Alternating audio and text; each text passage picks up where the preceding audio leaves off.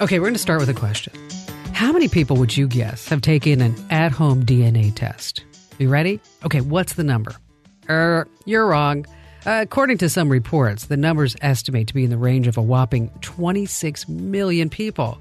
So many people are fascinated by DNA because the past can be alluring. It's mysterious. It can hold good memories, bad memories, and sometimes regret. It can hide secrets and surprises, things you may not want to know, and others you maybe want to forget. And now more than ever, it appears through at-home DNA testing that you hold the keys to uncovering those mysteries or leaving them behind, never to be seen or known. Or do you? From Komando.com, this is Komando on Demand, where we speak with industry movers and shakers, and we really strive to keep you up to date on everything digital. You can download new episodes every Wednesday and Friday. And by the end of this episode, you're going to learn about how people are opting to uncover their secrets of their past. I mean, think about this. More than 26 million people have taken an at-home DNA test. That, my friends, is a lot of people. Now, based on those numbers, it seems curiosity kills the cat more often than not. And sometimes letting the cat out of the bag isn't the best thing in the world. I mean, it's not all uncommon for these DNA tests to reveal things that, well, you might not want to know. For others, it's not so bad. But how accurate are the results? And are they really based truly on science, as some of the marketing materials claim? So we're going to explore how these DNA tests work, and we're going to look into situations that went well and also not so well for the participants involved.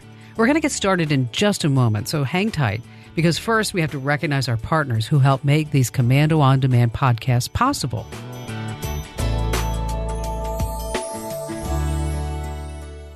When you're hiring, you don't want to waste time sorting through dozens of irrelevant resumes. You want an efficient way to get to a short list of qualified candidates. You need Indeed.com. Post a job in minutes. Set up screener questions based on your job requirements. Then zero in on qualified candidates using an intuitive online dashboard. Discover why 3 million businesses use Indeed.com for hiring. Post a job today at Indeed.com/hire. Search for greatness. Search Indeed.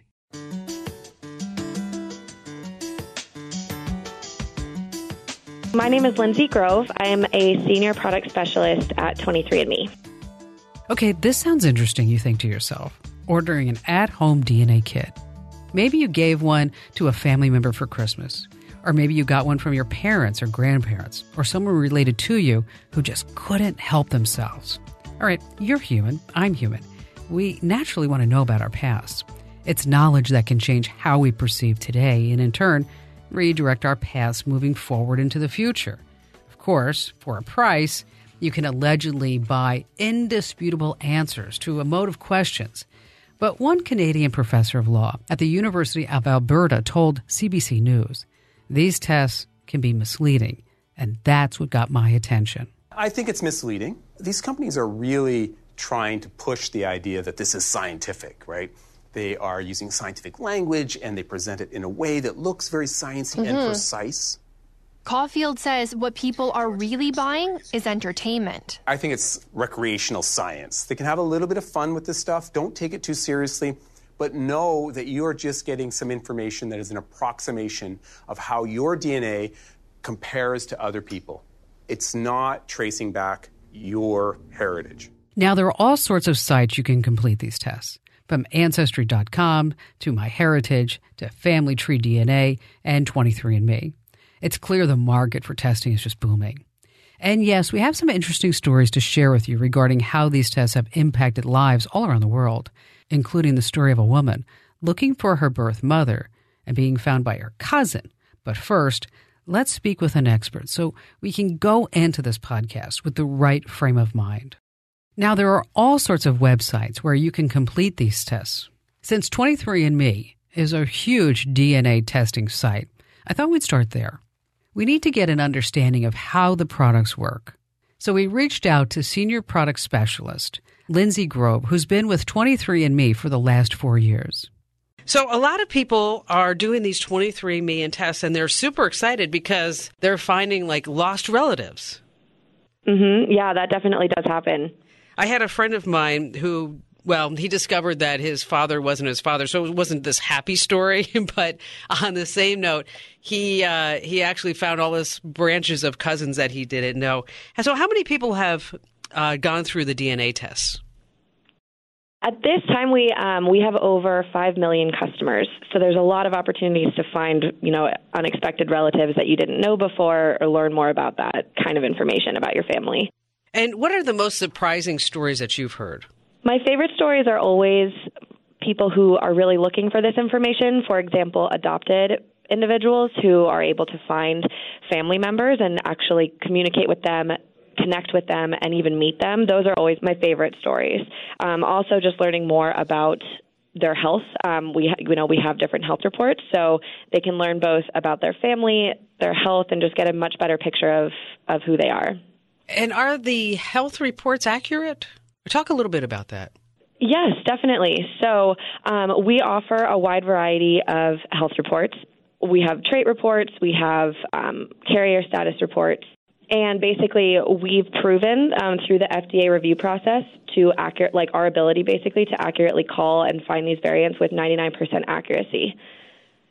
Are these DNA mutations that you're finding? So these are specific variants. We're a genotyping service, so we look for areas in the genome that differ between individuals. So each of our reports look at specific variants on the genome in your DNA to help provide you with interpreted results. I'd like to ask your opinion on this. A January report from CBC News came to a conclusion that maybe some of these at-home DNA tests are misleading, meaning that they're not as scientific as they appear. That it could be an educated guess. Is that an accurate conclusion? So our tests are scientifically valid. The reports that we provide are based on your results, based on the different variants that we test for in each report. We're not a sequencing service, so we don't test for every single variant that's associated with a specific condition, for example. But we do make that very clear in each report that basically what variants we're testing for, how many variants maybe are associated with different health conditions, and what that could mean. So if somebody signs up for 23andMe, they spit in a vial. I've never done it. So is that what happens? They spit in a vial, they send it off. What happens after that? So when you order the test or you purchase it from a retail store, you first register it to a 23andMe account and you provide your saliva sample, which is about 2 milliliters worth of saliva. Then you return that back to the laboratory where they analyze the results. So it basically goes through a whole slew of different tests, and we make sure that we have different accuracy tests, basically, to make sure that the results are accurate, genotyped correctly. And then what we do is interpret those results into your account, and we provide those results to you. Now, I read that when people are getting their results back, that you have a team of customer service reps who are now being trained to handle some of these questions. Is that true? Yes, we have our customer care team is really well trained on helping customers to understand the results that they're seeing in their account and to answer any questions that come up after viewing those results. Because people are surprised and they're like, "Wait, how can that be?" Of course, we get a lot of customers that really want to talk through those reports and just ask clarifying questions to make sure what they're reading they understand. And our customer care team is excellent at helping them answer those questions. What's the average call length? That's a good question. Because I'm just thinking, because we have folks that, have questions about the show or about Kim's Club, that whole thing in our shop. And, and when I look at their call times, it's always sometimes 3 minutes, sometimes 10 minutes. And I would imagine that your customer service call time would be pretty long if somebody's trying to figure all this out. We, of course, have shorter calls, that really don't require too much time. But we also have, like you said, much longer calls that, the customer is really, asking a lot of questions, getting a lot of their maybe confusion answered and clarified. So it really does range. We can have pretty long calls as well. So I don't know what a good average would be. It really depends on the situation. Okay, Lindsay, we have so much more to get into, as well as I have to tell you the story of one woman who was adopted And for many, many years, she was on the lookout for her biological mother. Well, through these DNA tests, she was actually found by her cousin. I'm going to tell you more about that. And later on, we're going to speak to a guy who has a really interesting job title. Are you ready? He's a forensic toxicologist who says there are some very important issues regarding DNA testing that apparently no one is aware of. And before we get into all of that, just a quick thank you to our sponsors who help make these Komando On Demand podcasts possible. Robinhood is an investing app that lets you buy and sell stocks, ETFs, options, and cryptos, all commission-free. Plus, there's no account minimum deposit needed to get started, so you can start investing at any level. The simple, intuitive design of Robinhood makes investing easy for newcomers and experts alike. View easy-to-understand charts and market data, and place a trade in just 4 taps on your smartphone. With Robinhood, you can learn how to invest in the market as you build your portfolio. Discover new stocks, track your favorite companies, and get custom notifications for price movements so you never miss an opportunity to invest. Robinhood is giving listeners of Komando On Demand a free stock like Apple, Ford, or Sprint to help you build your portfolio. Sign up at invest.robinhood.com, invest.robinhood.com. All right, welcome back. We're speaking with Lindsay Groh, a senior product specialist at 23andMe, and she's answering our questions about how these at-home DNA kits actually work. Now, Lindsay, we've already got into how the tests work and how accurate they might be. But are there certain categories that the tests are, say, more accurate for than others? Like, for example, can you rely on the test to find the father or mother of your child? Or are those results based on approximations too? So we are very confident in the results that we provide. In terms of finding a mother or father, it does depend on if that mother or father has also been tested by 23andMe and opted into the DNA relatives feature. But a mother and father, the probability of us detecting that relationship from someone else who has been genotyped is about 100%. So we are very confident in our ability to detect those relationships. And then as the DNA chain goes out and out and out, I would assume that the accuracy goes down and down and down. Right. Due to random inheritance, the probability of someone sharing DNA, any amount of DNA, as the relationships get more distant, goes down. So we may not, be able to detect more distant cousins if the amount of DNA doesn't fall within our threshold. But if there is DNA shared that does meet our threshold, then we're very confident in being able to detect that. Lindsay, what do you think is the future for at-home DNA testing? Obviously it's going to become more and more accurate, or will the technology change, or what do you see? Yeah, the technology is changing all the time. We make it, a huge point to keep our customers and our reports up to date with the latest discoveries and, updated technology or updated findings. So it will, our reports are living analysis. They will continue to change over time as we're able to make improvements.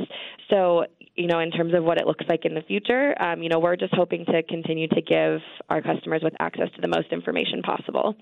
Does 23andMe exchange DNA with law enforcement? No, we have not done that. Because we always see the stories of catching a killer, murderer, rapist 20 years from now, or something, an event that happened 20 years ago, rather, and DNA coming to the forefront of, solving this unsolved case and then bringing the perpetrator to justice. And so do you ever get subpoenas, or you just don't? You're just not in that realm? So our policy is to prohibit from working with law enforcement. We don't sell, share, lease customer information to any third parties without explicit consent. Over the years, we've had 5 inquiries in the last 12 years or so.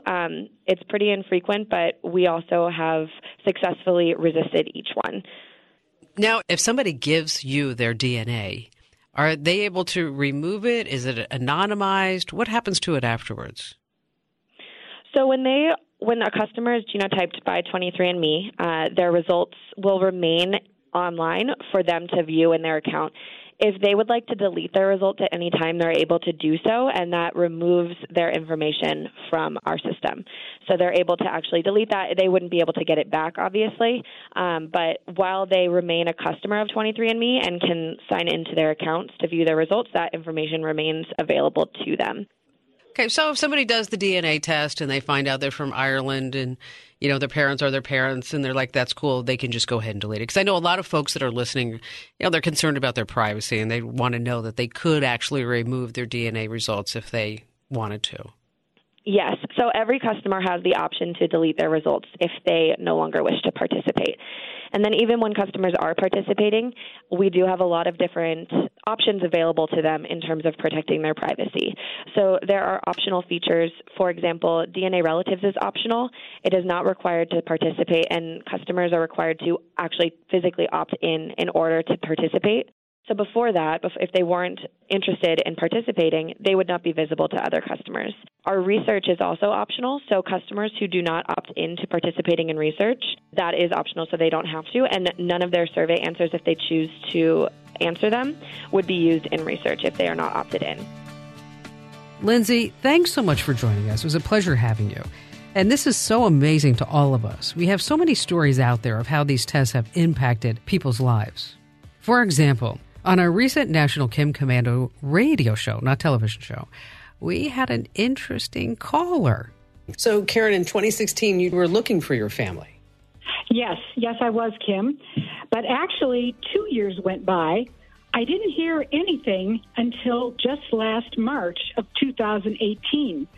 I got an email via Ancestry.com from a lady named Sally. She told me that she had a 98% DNA match. And in her email, she said, I don't know who you are, but I think you're my first cousin. Wow. Well, I had been able to obtain my original birth certificate from the state of Illinois in 2012 because my adoption was over 50 years old. So I knew the name of my biological parents, at least my mother. Right. So Sally told me that they had passed away, unfortunately, several years ago. But I had 4 full sisters. Oh, my gosh. So wait a minute. So you went from being adopted, not having, or having your adoptive family, of course. Yes. Okay. But I had no siblings, small family. Okay. And now all of a sudden you're having like a hoedown. Yeah. It was truly a miracle, Kim, I'll tell you. Sally told me that my biological parents had been happily married in Southern California for many years, where they raised their 4 daughters. In fact, my biological parents had told my sisters all about me. Really? And had actually sent 2 of them to Chicago in the 1980s to look for me. Now, if you look around you, these stories are all over. The Daily Mail reporting recently on 2 strangers, each 35 years old, each living in the same city, discovering that they're sisters after taking an at-home DNA test. Now, both women took 23andMe DNA tests, and both were born just months apart in the same city of 1.6 million people 35 years ago. But they didn't even know the other person existed until they took the test. I mean, that's just crazy. It makes you wonder who or what could be hiding out there for you.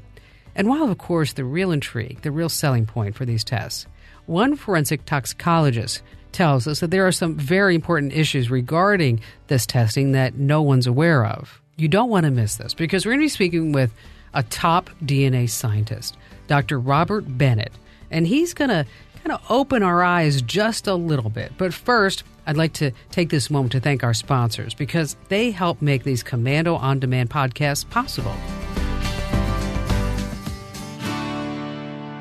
As America's digital pro and a successful business owner for over 20 years now, I know it takes the right tools to get the job done. And what's great about owning a business today is that there are so many different software programs designed specifically to save you time and money. And that's why I'm super excited to tell you about Capterra. You have to check this out. At Capterra.com/Kim, you'll find over 700 specific categories of software. Everything from brewery software to email marketing to yoga studio management. Do you like to check reviews of products before you decide? Well, then peruse through over 750,000 reviews on products from real software users. No matter what kind of software your business needs, Capterra makes it easy to discover the right solution fast.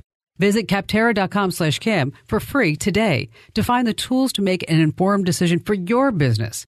Capterra.com/Kim. Capterra, That's CAPTERRA.com/Kim. Capterra, software selection simplified.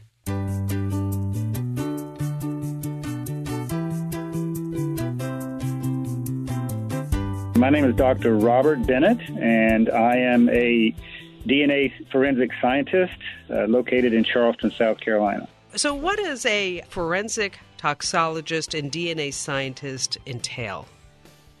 Okay, well, the toxologist part is the study of the effects of drugs and chemicals and poisons on the human body. It's more the toxic effect of substances that our bodies are exposed to on the human body. Now, DNA science is all-encompassing, looking at what DNA is and how it can be used, both in a variety of uses. Starts out, of course, in criminology and solving crimes and identifying decayed and decomposing bodies. But the use of DNA is now expanded to where we can look at disease potential, how drugs are metabolized. We now can look at a person's DNA and predict their lifespan. We can look at current biological relationships. DNA archaeology can look at the evolution of mankind. And, of course, the most popular right now is looking at one's ancestry. Which it seems like everybody wants to do now. I mean, they spit in a tube and they send it off and they find out if they're from Norway or Nigeria, right? That's the premise. That is the premise. Let me ask you a question. So we have different types of DNA kits. You have the basic home DNA kits, and then you have other DNA places such as color.com. Are you familiar? Right. You're familiar with color.com? Yes. Okay, so what is the basic difference between a home DNA test and, say, a health-related DNA test? Well, the actual DNA testing itself is no different. The science that is used, the chemistry of DNA testing that's used, without getting into the big fancy scientific words of short tandem repeat polymerase chain reaction testing, the testing itself is done by all the different types of DNA testing laboratories. So it's not the testing itself that's a problem. That's pretty solid, the science of that is. But it's how the DNA is interpreted once the DNA profile is created is where we start running into potential issues and problems and misunderstandings and even misleading information about how the DNA is interpreted. So explain to me, how would this affect the average person? Well, let me give you a good example. With ancestry testing, which is where the explosion is, so let me throw out some numbers. 12 million. That's the estimated number of people since 2007 who have gotten consumer genetic testing performed. Another number, 7 million. That's the estimated number who in 2017 alone got consumer genetic testing. So just in the year 2017, we've had more people do ancestry testing than all the other years previously combined. Wow.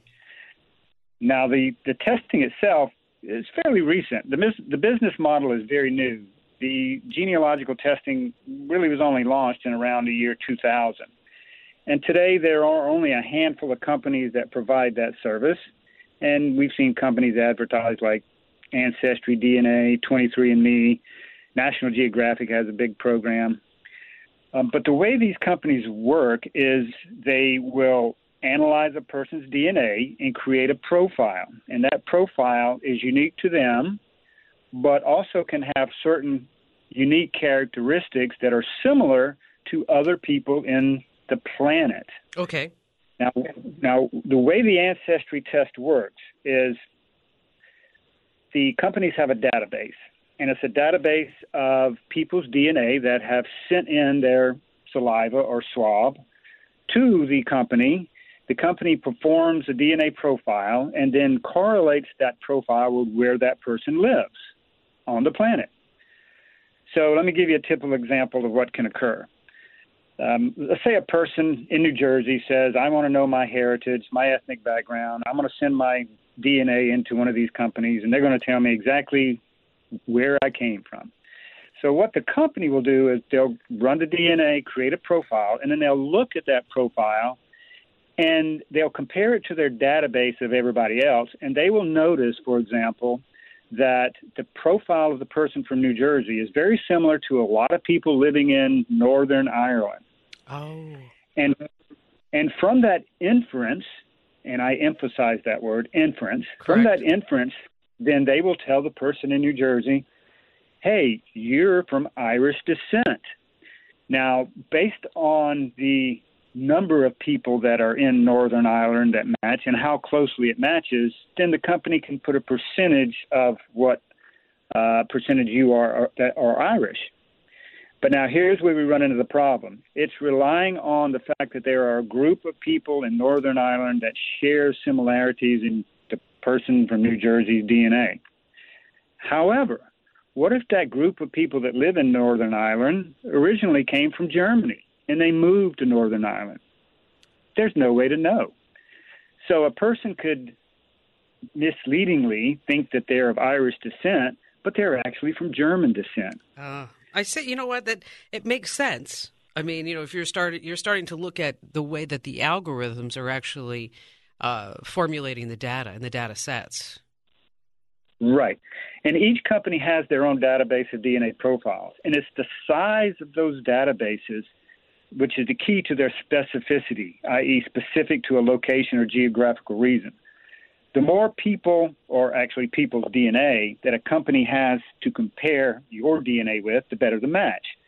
That's why the companies are all working diligently to increase the number of people whose genomes they have in their database. And that's especially an issue for populations outside of Europe because there is less data available for them. For example, the United States is a country of mostly all immigrants. But what people are, we're losing the fact that humans have always been mostly nomadic. They Right. travel around a lot. So it's that fact of the fact that humans travel a lot, and as time goes by, we do more of that, that we can lose the accuracy of determining someone's ethnic background. So what do you think these home DNA tests are really good for then? Entertainment value? Exactly. Now, let's look a little bit about what we can do to take a hard look at this, because along with the popularity of these home test kits has come, along with the popularity of these home test kits has come controversy of truthfulness. Now, we DNA scientists note that because none of the companies that provide this service will release their reference, so it's impossible to evaluate the database for accuracy. In order for the results to be scientifically valid, the methods and the information have to be available to other scientists, so the methods can be tested to make sure that they are predictable and can be replicated and thus reliable. But these companies, they hold that DNA data very close. They do not release it because that's where their intellectual proprietary value is. So there's been tests done where a person would send their DNA to different companies, and they would get different results depending on which company did the test. In other words, which database was used. And even full siblings, like two brothers, would get different ethnic results from the same company. Really? Yes. So the companies, they use their semantics very carefully. The company states that they use the word inference rather than fact. So they'll say the analysis of your DNA infers that your ethnic makeup is whatever it is. Now Ancestry DNA, which is a big one, they are constantly improving their database by their getting more people. And there's a big push for companies to just get more people in their database to increase their accuracy. Now, with Ancestry DNA, they did a lot of advertising, and they got a lot of people send in their DNA, millions of people. That allowed them to update their ethnicity estimates, and they did so recently. And they sent out an announcement to people who would use their service saying, we've updated our database and we can now give you a more accurate result of your ethnic profile. But you may have gotten an ethnic profile originally that says you're 40% Italian, but now your update says you're only 8% Italian. And the latter would be more accurate. But notice I said more accurate. I didn't say accurate, just more accurate. So now let me ask you a question, Doctor. We have all these stories in the news. I even have a neighbor who found out that through a DNA test that his father's not his father and his sister is his aunt, one of those type of stories. Right. Are those tests accurate for that? They are. And and that's the difference between looking at your DNA to determine ancestry based on a geographical location and determining a biological relationship. Now, that is very accurate. The science behind that, which is the same DNA that we use in criminology, is 99.99+% accurate.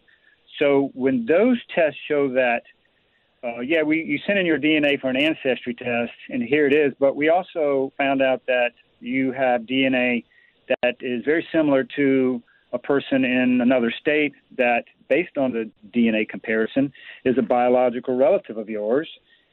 And we can take it one step further to determine what that biological relationship is, whether it be brother, half-brother, mother, father, child. That in itself is very accurate. But here's the catch. It's only accurate with close biological relationships. In other words, brother, sister, mother, father, child. It's not very accurate when you're looking at, for example, your second cousin twice removed. The further genetically distant from your potential biological relative, the lower the likelihood of accuracy, because there's just not enough shared DNA to confirm a match. On another topic, because you are into forensics, can you speak a little bit about how, for example, we are now catching criminals and rapists and murderers, say, 20 years after the fact, using these DNA databases? Yes. Now, I can give you my personal opinion, and to me, as a forensic scientist, it's a good thing because we're able to catch criminals, whereas previously they would go uncaught. And to me, that's a tragedy. And there's a lot of issues as far as invasion of privacy and how your DNA is used. Now, I've given interviews to television stations before about where the future of DNA is heading. And it's my opinion that where we're going to end up is all of this DNA is going to be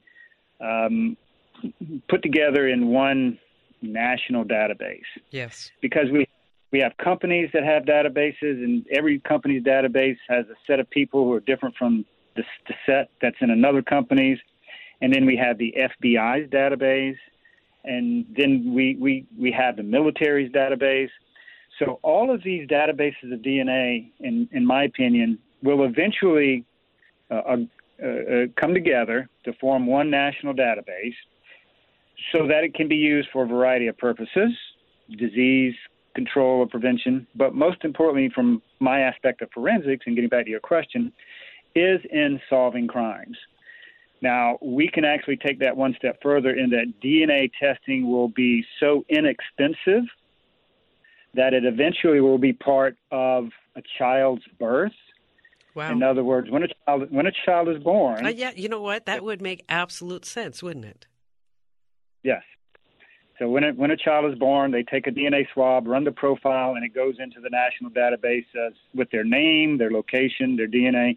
That way, if that child ever grows up to commit a crime or one of their relatives commits a crime, then law enforcement has leaps and bounds way ahead as far as catching that person.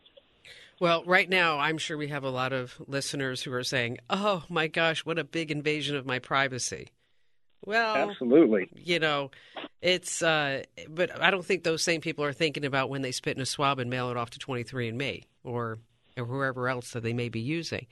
That there's really is there any way to remove your DNA from these databases if you wanted to? Yeah. Yes, it is. And that's part of the terms and policies of these companies, that if you send in a request to have your DNA profile destroyed, then they're obligated to do it. And they're not required to do it by law. There's no regulation stating that. But in the effort to promote the concerns of the invasion of privacy, the companies usually have an internal policy where they'll destroy your DNA at your request. Now, keep in mind, I would always take that with a grain of salt, because your DNA profile is a literal gold mine for them as far as information.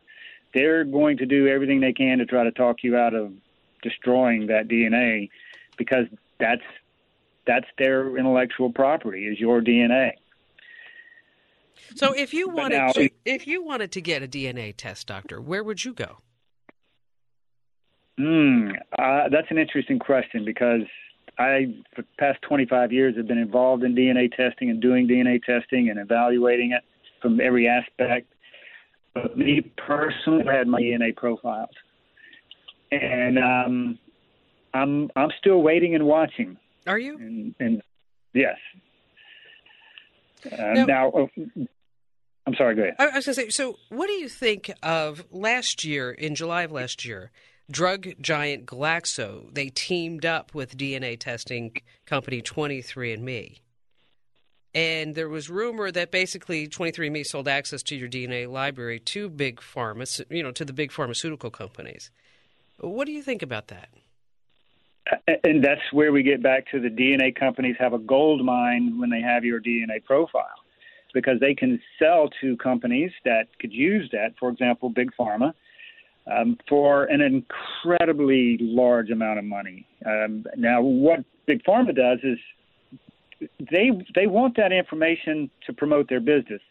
But if you look at the big picture, it's going to be for the good of mankind, because the drug companies will take that DNA information and they'll start designing drugs that are effective for a specific DNA profile. And I used to work in big pharma. I spent many years doing research and development for major drug companies. Wow. And the problem we run into is that we discover a new drug, and it works great in mice, and then we move it up the channel, and it works great in a certain population of humans. But what we end up doing is we have 1 or 2 doses that we try to fit for everybody. Let me give you a common basic example. Aspirin, which has been around for hundreds of years, comes in a dose of 325 milligrams per tablet. Okay. Where did that number come from? Somewhat arbitrary. But does a dose of 325 milligrams of aspirin work for every single human being on the planet? No, it does not. Therefore, there's this whole science called pharmacogenetics, and that's a whole nother show. I was going to say, do, Kim. I have never heard about that, Dr. Bennett. What is it again? Yeah, pharmacogenetic testing. Pharmacogenetic and testing. And that's where pharmacy companies, drug companies, will take a drug and design that drug to fit the genetic profile of the patient. Wow. And so we're getting in the whole field of genetic medicine, and that's where the future is, using DNA in medicine, and the pharmaceutical companies designing drugs that will fit the person's genetic profile. And we're seeing that today. I've done quite a bit of work in doing genetic profiling of patients in the areas of cardiovascular disease and a whole different bunch of other areas, in which I'm able to take the genetic profile of a person, look at how they metabolize drugs, and then base that drug metabolism profile on what dose should be given for that particular patient. Which would make absolute sense if you could do that. We're doing that now. On a personal level, a year ago, well, actually 14 months ago, my mother was diagnosed with pancreatic cancer. And I took her off to the Mayo Clinic, and the Mayo Clinic said to me, sorry, there's nothing we can do. Really, does she have a bucket list? And I looked at the head oncologist and said, bucket list? The woman has traveled around the world. She's been to 47 different countries, okay? Doesn't really have a big bucket list because she's very close to her family. She's seen everybody she wants to see. But I'm not believing that she only has 6 to 12 weeks to live. Right. I took her to MD Anderson in Houston. Really some wonderful, wonderful transactional researchers and oncologists and doing SBRT and a whole bunch of other stuff. And here she is 14 months later, and this morning she called to yell at me that I didn't take the trash out. So I figure she's doing pretty good, right? Good. Excellent. But in the middle of all this, one of the oncologists said to me, you should get a DNA test to see if there's any mutations. Right. Because they really tailored her chemotherapy cocktail to what's going on with the P53 and everything else that was going on with her particular mutation, and it worked. Correct. Her mutation was not necessarily a KPAS mutation that you might see in pancreatic cancer, but a BRAF, which you know a lot more about this than I do. But I mean, I'm just a radio person, but I've learned a lot about DNA mutations over the last year because I'm her primary caregiver, and that was more akin to a melanoma. Here nor there is that the doctor recommended that, I spend the $250 and I get a full DNA analysis at color.com. And so I spit in the tube. 3 weeks later, I get an email that says, we have your test results. Do you want to talk to a counselor? Which I thought was very interesting, that they just don't send you a PDF and say, here you go. Right. And I, being what I do, I'm like, okay, just, I don't need to talk to anybody. Just send me the file and yay or nay. And with trepidation, I opened it up, and then it came back that it was negative for I don't know how many different types of DNA mutations, which doesn't mean that you're never going to get cancer, but right now there are no mutations. Right. And if you wanted additional testing, how do you feel about those type of DNA tests? And that's probably one of the most important questions we have to address now, because using a person's genetic profile to tailor therapy, or using a person's genetic profile to anticipate the future of disease progression, we're in the infancy of that. So it has to be looked at very carefully, and that's why the company wanted to refer you to a counselor, because the counselor is going to tell you the limitations of the test, namely that, for example, if a person is positive for a mutation that is consistent with, emphasis added, having a certain disease state, that in no way, shape, or form means that you're going to get the disease. We don't want to create fear and panic in people when we do these genetic tests for potential disease situations. Now, let me give you an example of what happened with 23andMe. On November 22nd, 2013, 23andMe got a warning letter from the FDA stating the company was in violation of federal law for providing DNA testing to determine disease potential. Oh, wow. And then the 23andMe backed up and went back to the drawing board. And finally, in April of 2017, 23andMe was granted authorization by the FDA to market their DNA testing very specifically for late-onset Alzheimer's disease, Parkinson's disease, and hereditary thrombophilia. And that's it, even though they were trying to market for a host of diseases. Now, just last year, 23andMe got FDA authorization to do genetic tests for certain types of cancers, specifically BRCA1 and BRCA2, genes associated with a high risk of breast cancer. Right. So you've got these companies that are trying to push the envelope with disease potential detection because it's profitable for them. And so the FDA is having to pull back as far as what's being allowed. So we're in the infancy of that. And personally, I feel it's very important, and the FDA should promote it because knowing your disease potential will allow you to do things to prevent it. Yes, that's that's exactly what I thought. I mean, now I have 3 siblings, and the doctor told all of us to go get this genetic test. I'm the only one that did. Did you ask your siblings why they didn't? They don't want to know, they said. And I said, if I know, then I know that I can take certain precautions, maybe get additional testing, maybe find it before it finds me. Well, here's just to help you out personally. Pancreatic cancer, there's been a recent study that was published in the scientific literature that shows that pancreatic cancer was highly associated with the consumption of sodas. Really? In other words, there was, and the number was overwhelming to me because I was looking at, okay, with these scientific studies, I'm seeing maybe a 5 or 10% increase in pancreatic cancer associated with a certain consumption of food. But this study showed a phenomenal 70% increase in pancreatic cancer for people who drink sodas on a daily basis. And was it diet soda or just any soda? Well, we're looking at what the cause is, and we're narrowing it down to high fructose corn syrup, which is not healthy. Wow, that is interesting. And that substance is ubiquitous in our food supply. So I don't drink sodas anymore. Yeah, I don't. And you and your siblings, for example, if you're prone to have a gene mutation that would make you at higher risk for pancreatic cancer, you should do simple things like never drink a soda again or anything with high fructose corn syrup. So it would be a good idea for your siblings to get the test so they can avoid simple things that potentially could save their life.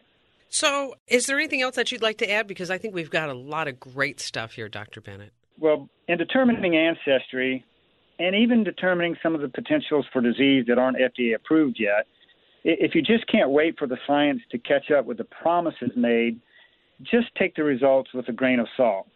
But for right now, the data is, in my opinion, for entertainment purposes only. As far as your ancestry, you might get an accurate answer if you went to a tarot card reader at the county fair. I think that says it just about right there. Okay. Okay, so now we know at-home DNA tests aren't always so accurate in finding your nationality. And according to a recent study by Ambry Genetics, there's one more area the tests may be inaccurate in, and that's your health.